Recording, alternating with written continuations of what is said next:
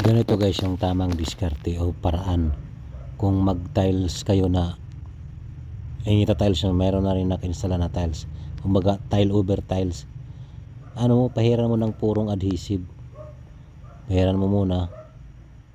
Pagkatapos siyempre kailangan mo rin i-back battering yung i-install mo na tiles. Mas mainam dyan mayroon kang i-add na chemical na pampakapit. Hindi na lang natin babanggitin ang pangalan kay hindi natin naman tayo nagpo-promote, baka ano tayo. Ngayon lang diskarte, diba? Kapit yan, yan na tawag na tile over tile. Hindi mo na kailangan mag backlash pa, basta't mayroon ka nun na chemical, okay kayo. Ang galing ng pamamaraan nila dito sa kanilang bakod ba para magkaroon ng design ng pader.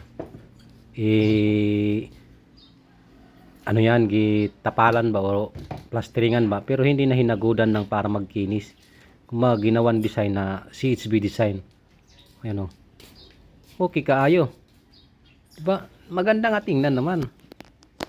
Mayroon palang ganitong style na pag asintada, kakaiba ang CHB nila oh.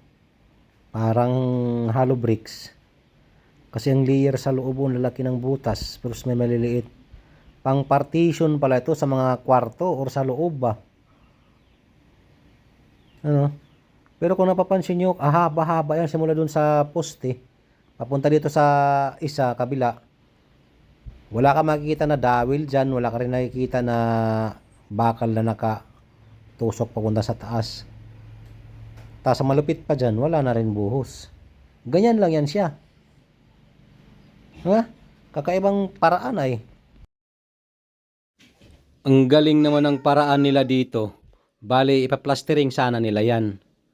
Hindi na nila na hinagod. Kumbaga, pitik-pitik, lagis-hagis ang halo lang. Tapos, kunting hagod lang na hindi rough finish.